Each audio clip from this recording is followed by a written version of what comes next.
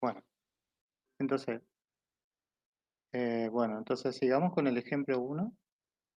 Eh, en este ejemplo, básicamente, lo que hacemos es dar lo que le ocurre a un bloque de aluminio que tiene una cierta masa, que ahí figura como 200 gramos, inicialmente a una temperatura que es 20 grados Celsius, y se introduce en agua hirviendo a 100 grados. Se supone que una hipótesis que no figura en el problema quizá podría prestar a mala interpretación es que se supone que el agua hirviendo va a mantener esa temperatura. O sea, de alguna manera nosotros nos aseguramos de que el agua eh, tenga su temperatura fija. Esto obviamente se puede hacer, por ejemplo, poniendo, si el agua está en una fuente de calor, ponerle el agua en una hornalla, la hornalla está prendida y entonces lo que tenemos es que por más que yo introduzca un bloque más frío, lo que va a pasar es que el calor que se provee a través de la hornalla va a mantener la temperatura del agua hirviendo siempre al mismo valor, ¿no es cierto? Entonces el agua básicamente funciona como una temperatura fija y absorbe calor y no varía su temperatura. ¿Está bien? Entonces bajo esta hipótesis, bueno, por ahí no está bien explicada, digamos, en el problema, pero la comento ahora. Entonces pregunta, ¿cuál es la cantidad de calor que absorbe el bloque en el proceso? Entonces, en el cual se lo sumerge desde una temperatura inicial de 20 grados y luego finalmente va a estar a 100 grados, ¿cierto? O sea, eso pregunta para el aluminio y también pregunta en el ítem B, pregunta qué pasa con la cantidad de calor que absorbe un bloque que tiene la misma masa, pero que en lugar de ser de aluminio es de cobre. Así que la diferencia estaría en la sustancia, obviamente, entonces en el calor específico. Dado que el bloque, en ambos casos, en A y B, en este caso nos fijamos A, dado que el bloque va a variar su temperatura, entonces la absorción de calor se va a dar en forma sensible y lo que necesitamos saber es el calor específico del material, en este caso aluminio, cuánto varía su temperatura, que va de 20 a 100, y cuánta masa de aluminio tenemos, ¿cierto? Que es un dato también del problema. Entonces es un cálculo que es directo. Entonces básicamente pasé los valores a unidades del MKS, salvo por la temperatura, y el resultado que nos da es 14,4 kilojoules. ¿Está bien? Ese es el calor que absorbe el aluminio para, bueno, calentarse hasta 100 grados. ¿Está bien? Entonces la temperatura aumenta, el calor es positivo, que es algo interesante también que discutir. Y bueno, obviamente que si la temperatura disminuye, sería otra situación, el calor va a ser negativo. ¿Está bien? Bueno, en el ítem B pregunta qué pasa con el caso del cobre. Y bueno, realizando el mismo procedimiento se obtiene, usando el calor específico del cobre, que la cantidad de calor que absorbe el cobre es 6,2 kilojoules positivo. Es menos de la mitad, digamos, de lo que absorbería el aluminio. Entonces, lo que discutíamos previamente en las tablas queda en evidencia, ¿no es cierto?, que es que al tener menor calor específico, el cobre tiene necesita menor cantidad de energía para variar su temperatura en la misma cantidad que el aluminio, ¿no? O sea, por ejemplo, el aluminio necesita 14,4 kilojoules para variar 80 grados, mientras que el cobre necesita menos energía, necesita 6,2, ¿cierto? Eh, entonces, básicamente, entonces habla de la capacidad de absorber, de variar su temperatura bajo una cierta cantidad de energía disponible, ¿no? De eso está hablando el calor específico, ¿sabes? Por otro lado, una vez que acumula esa energía, o sea que yo almaceno esa energía, si ustedes quieren, en el aluminio dispone, por ejemplo, si yo lo quiero de vuelta sacar de esa temperatura y lo dejo en contacto con algún otro cuerpo, dispongo, en el caso del aluminio, 14,4 kilojoules si es que quiero volver a la temperatura inicial, mientras que el cobre dispone solo de 6,2. O sea que si yo necesitase usar esa energía, en realidad el aluminio acumuló, si se quiere, mayor cantidad, ¿no?, que el cobre. Bueno, esta es una discusión básica para una situación muy particular. pero esa es la idea más o menos que se quiere considerar cuando uno considera distintas sustancias. Eh, bueno, eso por un lado. ¿Qué pasa cuando hay una transformación de fase? ¿No es cierto? Entonces hablamos del calor latente, ¿no? El calor latente es un calor absorbido, es una energía que absorbe un sistema o sede, ¿no? Para transformar de fase, ¿sí? En la transformación de fase, la temperatura del sistema permanece fija, ¿no es cierto? A una temperatura que se llama la temperatura de transformación. Por ejemplo, el agua hierve a 100 grados Celsius, que el pasaje del agua de líquido a vapor, ¿no?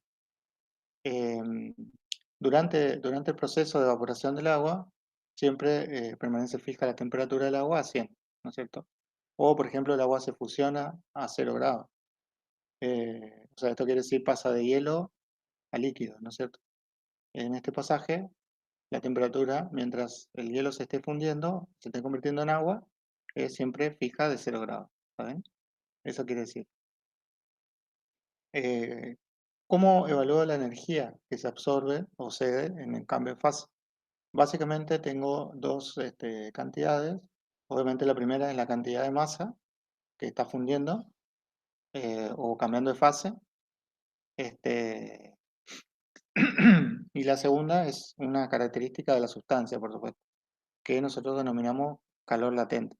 El calor latente entonces es la cantidad de calor por unidad de masa que se funde para una determinada sustancia, perdón, que cambie de fase para una determinada sustancia en el cambio mismo de fase, ¿no? Aquí tenemos, por ejemplo, el calor latente de fusión del agua, que es la energía, entonces 80 calorías por cada gramo, positivo, ¿no es cierto? Ya que el agua cuando se funde pasa de hielo a líquido y entonces es un calor que es positivo, mientras que el calor latente de solidificación, que es el proceso inverso de pasar de líquido a sólido en el agua, o sea, pues sería de agua a hielo, se lo calcula con el mismo valor, pero con signo menos, ¿está bien? O sea, por ejemplo, el calor de solidificación del agua sería menos 80 calorías por cada gramo. Este, bueno, el calor entonces se puede calcular, un calor latente se puede calcular entonces como el producto del calor latente de la transformación por la masa que cambia de fase, ¿no? Entonces a continuación, acá fíjense que hay una lista con valores de calores latentes para una sustancia que está sacada del Survey, como la otra también. Y en esta lista se ve los puntos de cambio de fase, por ejemplo, en caso de fusión se ve el punto de fusión para cada sustancia aquí, ¿bien? Estas son las temperaturas en grados Celsius. Estos son los calores latentes que están en joules sobre kilogramo o calorías por gramo. Y después está el caso del punto de la vaporización. Entonces tenemos el punto de ebullición, ¿cierto? Por ejemplo, para el agua 100 grados Celsius, para el azufre 400, ponele. Y después en los metales ven que son temperaturas bastante más altas, por ejemplo el cobre funde a los 2600, se evapora a los 2660, ¿está bien? Mientras que funde a los 1000 grados, ¿está bien? O sea, a los 1000 grados, aproximadamente 1063, el oro se funde. Lo mismo el cobre, 1083. Son temperaturas que son bastante más altas que la del agua, ¿no? La del agua funde a 0 grados, o sea, hay 1000 grados de diferencia. Pero por ejemplo el azufre a los 100 grados, 119 grados ya tiene el punto de fusión. El aluminio, fíjense, a los 660. Entonces, en cada una de estas temperaturas se produce el cambio de fase. Entonces, si nosotros tenemos mezclas entre eh, dos sustancias, ¿cierto? Eh, Dependiendo de la diferencia de temperatura entre ellas, puede ser que una de ellas sufra un cambio de fase durante el intercambio de energía, ¿no? Y eso hay que tener en cuenta. Pero en principio estamos considerando solamente la parte del latente. Bueno, entonces un ejemplo, como para hacer la idea, entonces dice, se sumerge un trozo de hielo en 200 gramos, de 200 gramos en un vaso térmico con agua a temperatura ambiente, ¿no es cierto? Entonces dice que luego de un cierto tiempo la masa del bloque del hielo se reduce a la mitad. ¿está bien? O sea, empezamos con 200 gramos, entonces después después de un cierto tiempo tenemos 100 gramos de hielo. Entonces, ¿qué calor absorbe el bloque al fusionarse parcialmente? ¿Y cuánta energía debería absorber el bloque para fundirse completamente? Bueno, entonces, en el ítem A dice que debe fusionarse la mitad de la masa. Por lo tanto, la masa fundida, que yo llamé MX aquí, es de 100 gramos, ¿no es cierto? Es MX. Entonces, el calor absorbido, en este caso, se usa el calor latente de fusión. Dijimos que en la fusión es positivo, absorbe calor para fundirse, y entonces la cantidad de calor sería el producto entre el calor de fusión por la masa que se funde, que son 100 gramos. Lo cual me da 8 kilocalorías. ¿Está bien? Bueno, de la misma manera, si queremos saber la energía necesaria para que se funda todo el bloque, en lugar de 100 tenemos que poner 200 gramos y el calor entonces sería el doble, ¿no? O sea, 16 kilocalorías. ¿Está bien? O sea, es bastante. Bueno, un ejemplo sencillo, ¿no? Bueno, en este ejemplo tenemos una combinación de dos efectos. O sea, entonces uno agarra y saca hielo, por ejemplo, del freezer o de algún freezer especial, donde la temperatura inicialmente está a menos 30 grados Celsius, y lo saca y observa cómo se funde el hielo, ¿cierto? Completamente, ¿no? Y lo pone, por ejemplo, lo considera como a 0 grados, ¿saben? Que en el proceso de fusión, obviamente dijimos que por más que el ambiente, por ejemplo, esté a una temperatura de 20, lo que va a pasar es que el hielo funde, y mientras se esté fundiendo, la temperatura del hielo va a permanecer en 0 grados, ¿saben? Bueno, aquí básicamente tenemos dos efectos. Inicialmente vemos que el hielo no estaba a 0 grados, estaba a menos 30 grados. Entonces lo que ocurre es básicamente que el hielo debe primero calentarse desde menos 30 grados Celsius hasta la temperatura de fusión, que es 0 grados. Entonces en este proceso debe absorber calor en forma sensible, ¿no es cierto? Luego de que llega a la temperatura de fusión, lo que va a pasar es que se empieza a fundir hielo hasta que absorbe la cantidad de energía necesaria para fundir toda la masa de hielo. Y ahí, entonces, tenemos la cantidad de energía necesaria, ¿no? Entonces aquí podemos dividir el proceso completo en dos partes, que en el ejercicio llamé A y B. Fíjense, en la parte A entonces tenemos un calentamiento de hielo desde menos 30 hasta 0 grados.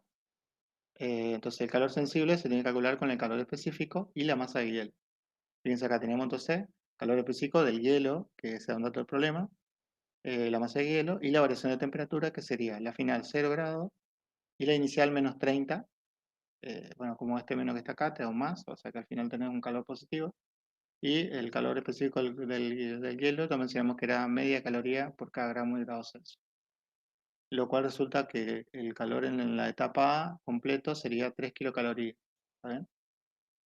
Bueno, en la etapa B ahora se produce la fusión. Entonces la fusión tenemos simplemente que se funde todo el hielo en este caso, así que vamos a tener calor de fusión por la masa de hielo, lo cual nos está dando unas 16 kilocalorías.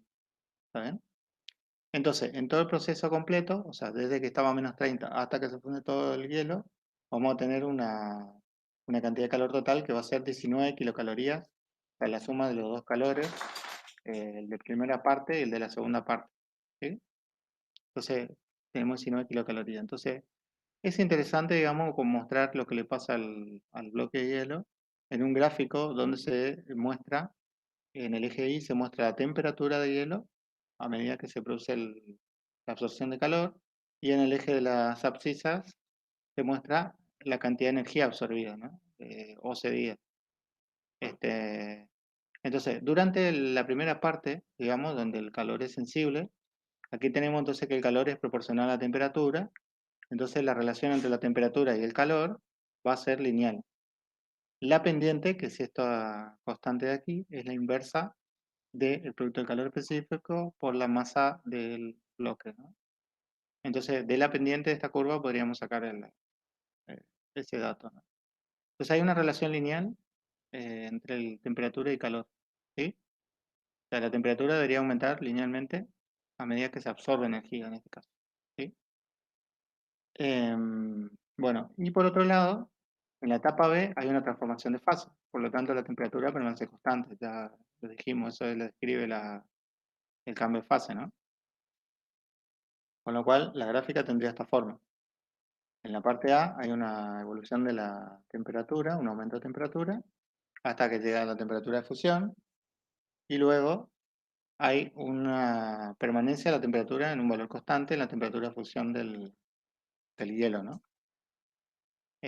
Fíjense acá la primera parte, entonces señala la energía en kilocalorías, 3, que es la energía absorbida para calentar el hielo, y finalmente el valor de la energía total, que es 19 kilocalorías cuando llega al fundirse todo el hielo completamente. ¿Está bien? Entonces, este tipo de gráfico que es muy frecuente y se suele pedir por ahí para el ejercicio, pero también les puede servir a ustedes para visualizar eh, los distintos procesos por los que va pasando una determinada muestra de sustancia, ¿no? Así que es bueno que hagan este tipo de gráficos. ¿Ven? Bueno, finalmente podemos hacer algunas consideraciones de balance energético. Ya le dije que cuando tenemos un sistema formado por varios cuerpos, lo que hay que hacer es considerar los intercambios producidos por todos ellos, a la energía que absorbe o cede cada uno de ellos, y se suman toda la energía y la suma tiene que dar cero porque se conserva la energía. Entonces, básicamente esa es la fórmula o la expresión en la cual uno tiene que partir para estudiar este tipo de- de intercambio de calor. Ahora vamos a estudiar entonces, por ejemplo, lo que ocurre cuando se mezclan dos sustancias cualesquiera con una determinada temperatura y entonces eh, podemos calcular, por ejemplo, la temperatura de equilibrio a la que llega el sistema o podemos calcular, por ejemplo, qué parte, si es que hay un proceso de cambio de fase, cuánto cambio de fase y, bueno, cosas como esto. Entonces vemos dos ejemplos. El primero que vemos es el ejemplo de una mezcla de dos sustancias. En este caso, por ejemplo, tenemos agua y tenemos cobre. ¿Está bien? Y entonces, al tener agua y cobre, por ejemplo, tenemos una cierta masa de cobre que está a una temperatura inicial de 100 grados. Por ejemplo, entonces pusiste el cobre en agua hirviendo, lo calentaste a 100 grados y bueno, tenés 100 gramos de cobre y 100 grados de temperatura inicial. Y eso lo puedes sumergir en agua en un calorímetro, por ejemplo, ya que está aislado del resto del universo. Por ejemplo, puedes tener medio kilo de agua y a una temperatura inicial que puede ser, por ejemplo, 50 grados. ¿Está bien? Bueno, la pregunta que hace es cuál sería la temperatura de equilibrio de esa mezcla, ¿no? O sea, entonces, para resolver este problema partimos entonces de que el agua va en ese rango de temperatura entre 50 y 100, va a calentarse, ¿no? Va a calentarse hasta una temperatura de equilibrio.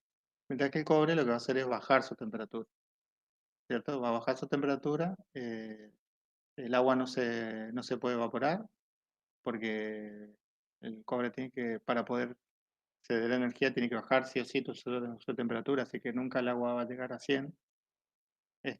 Por otro lado, el cobre no tiene transformaciones entre 50 grados y 100 grados. Entonces, lo único que va a pasar es que hay un intercambio de energía en forma de calor sensible en este caso. ¿Está bien?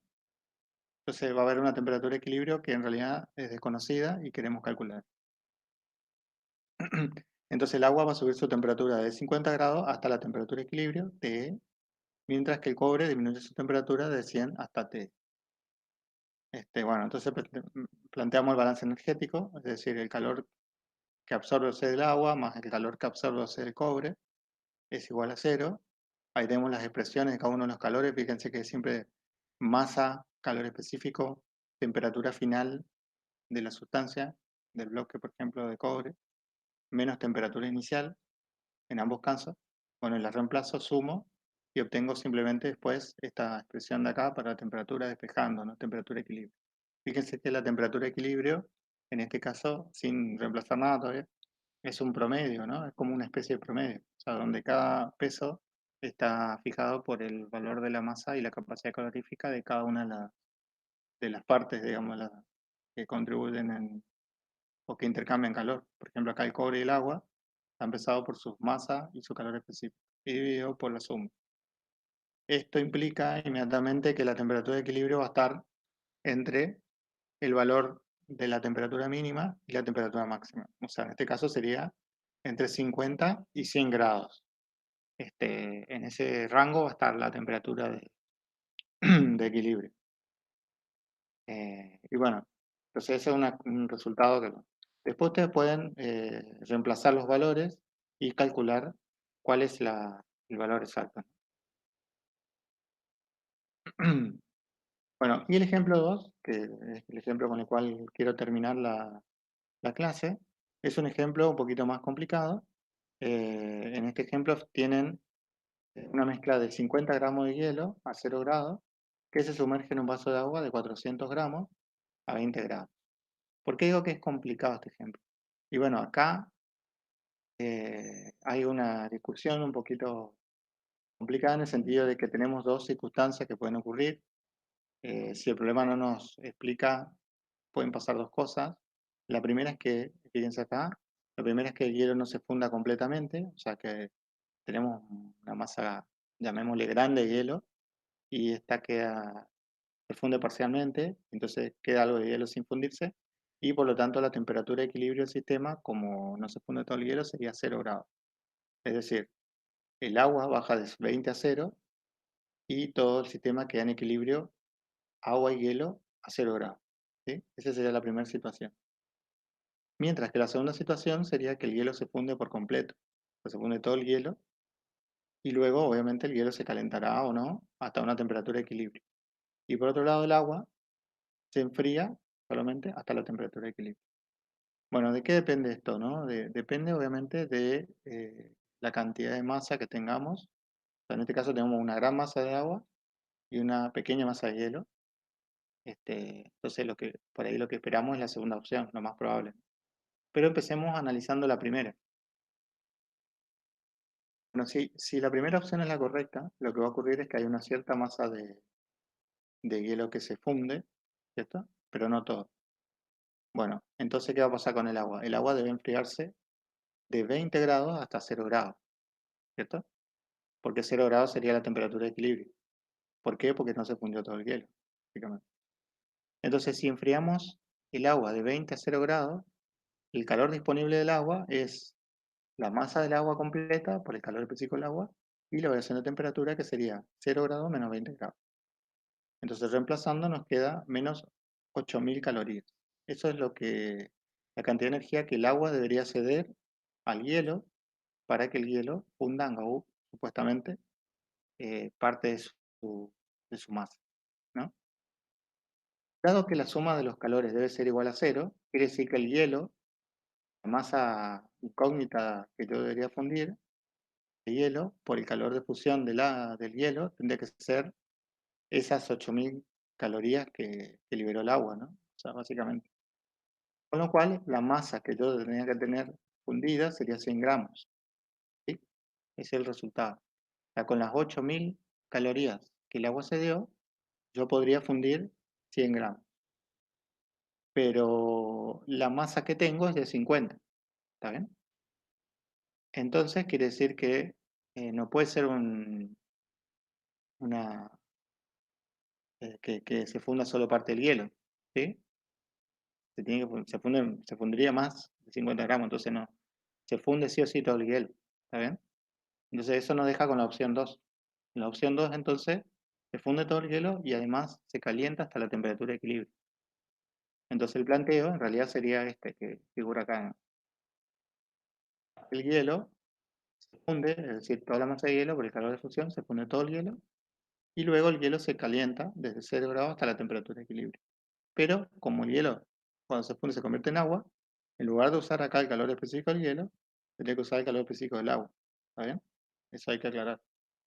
Y por otro lado, este calor que absorbe el hielo lo tiene que liberar el agua. Entonces, ¿qué calor libera el agua? Y bueno, masa de agua, calor específico del agua, por la temperatura de equilibrio menos la temperatura inicial que es 20 grados. Este va a ser negativo, obviamente. Sumo los dos, igual a cero por la conservación de la energía, y entonces me queda esta ecuación de aquí, donde la temperatura de equilibrio la puedo despejar. Y tengo esta expresión, ¿no es cierto? En esta expresión, fíjense que tengo la energía inicialmente disponible, ¿cierto? Que es esta que está acá, que viene del agua, y luego tengo que restarle lo que pierdo fundiendo el hielo. O sea, esta energía se pierde fundiendo el hielo, y eso le divido por esta combinación de masa y calor específico. ¿Está bien? La temperatura de equilibrio va a estar entre 0 y 20. De vuelta yo les dejo que analicen ustedes el resultado, pero básicamente tiene que estar entre 0 y 20. Nosotros aquí podríamos también analizar lo que ocurre con la temperatura en función de la cantidad de energía absorbida. Para el agua obviamente voy a tener que poner, en lugar de la energía absorbida, pongo la energía cedida. Y es la misma idea, ¿saben? Se grafican juntas. Entonces podemos hacer las dos gráficas separadas, juntas, y entonces analizar. Creo que es una herramienta que sirve para visualizar lo que está ocurriendo con la transferencia de energía. Bueno, entonces básicamente eso es lo que tengo para contarles este, de calorimetría, en este caso. ¿Sí?